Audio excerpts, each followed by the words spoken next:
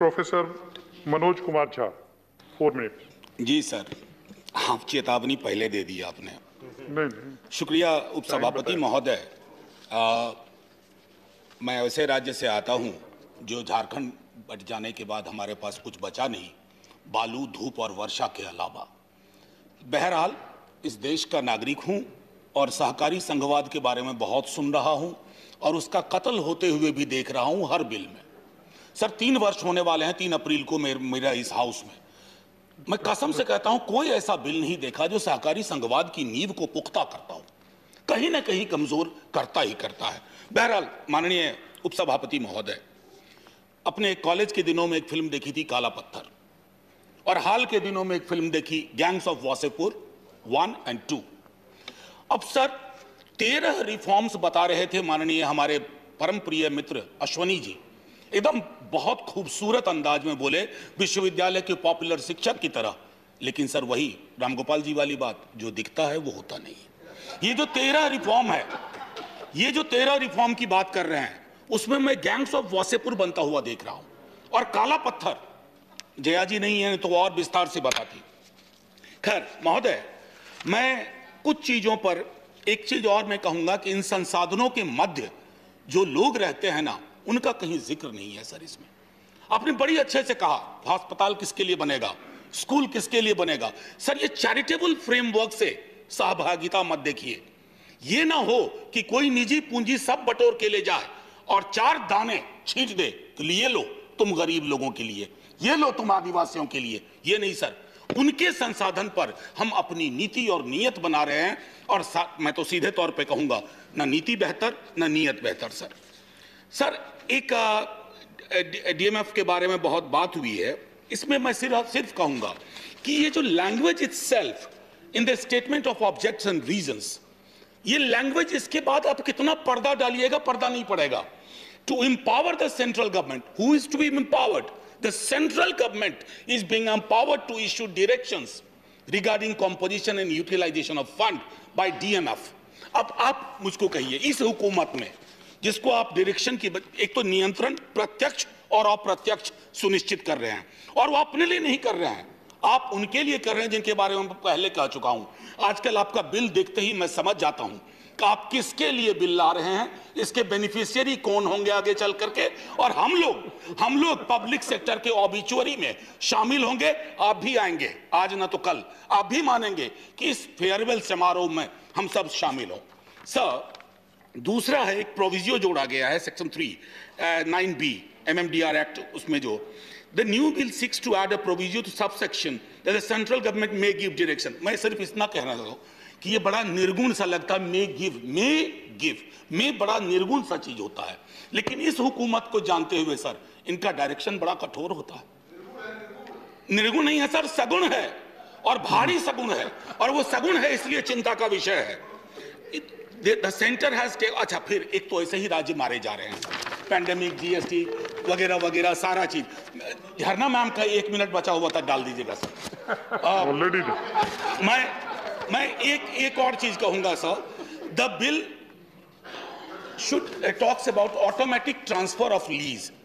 क्या ये environmental clearance के बगैर होगा? There is absolutely no clarity on it. इस हाथ से उस हाथ आप दे रहे हो, इसमें क्लैरिटी मैं समझता हूं बेहद आवश्यक है।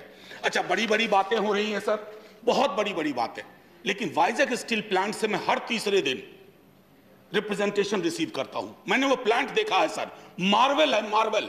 वैसे लोग जो कहते हैं 70 साल में कुछ नहीं हुआ, एक बार वाइजैक स्टील प्लांट जैसी चीजों में जाके देख लें। फिर सर बस 1 मिनट, तो सर टाइम भी नहीं हुआ सर, टाइम भी नहीं हुआ है, बस 1 मिनट और लूंगा।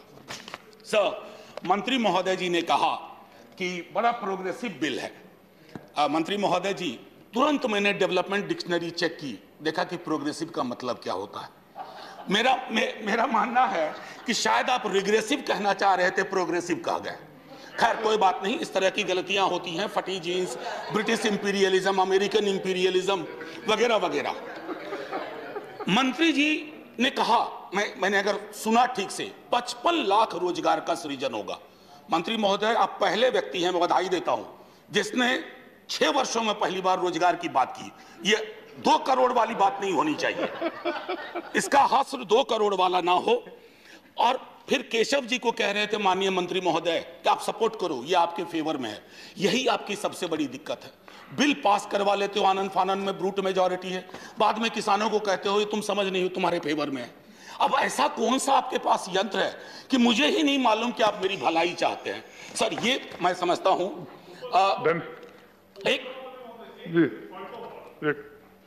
साहब, देश के 80 करोड़ जनता ने, मैं बता रहा हूं, कोई नहीं, क्यों नहीं ले सकते? मनोज जी 1 मिनट बनते हैं please, I am allowing him.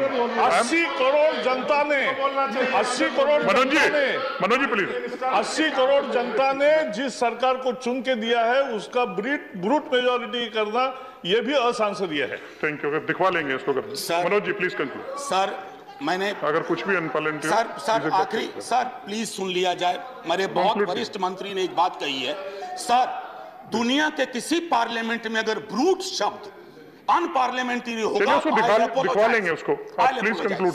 Sir एक बात, बस 1 मिनट लूंगा, 50 सेकेंड।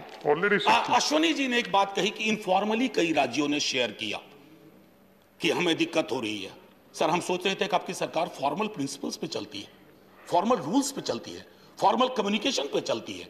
और आखिरी पे टिप्पणी करूंगा सर, खुश न हो उपलब्धियों पर, यह भी तो पड़ताल कर। नाम भी है, शोहरत भी है, तू कहां बाकी रहा।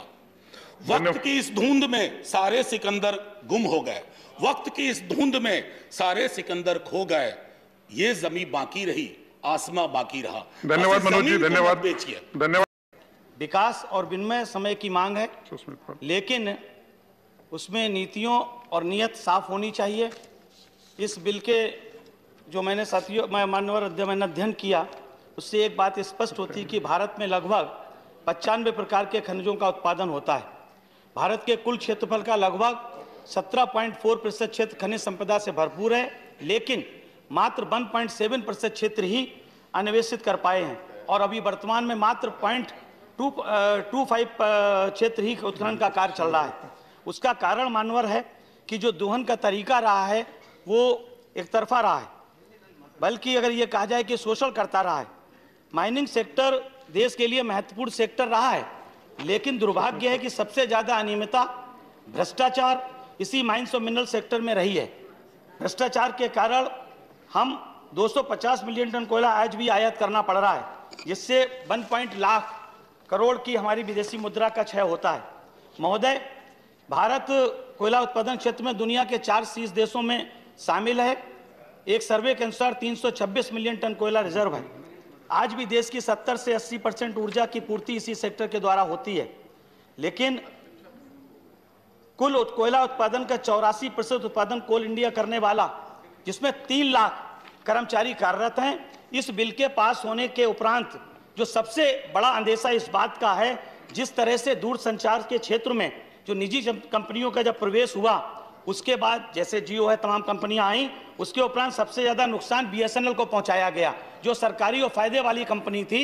उसी तरीके से कोल इंडिया में जो 3 लाख से ज्यादा कर्मचारी कार्यरत हैं, जिसमें अगर हम 22.5% SC ST के जोड़ें तो उनकी हिस्सेदारी एक बड़ी मात्रा में बनती है। अगर कोल इंडिया के साथ भी बीएसएनएल जैसा हश्र हुआ, बेचा गया, तो इस देश के सबसे बड़े वर्ग का सबसे ज्यादा नुकसान होगा।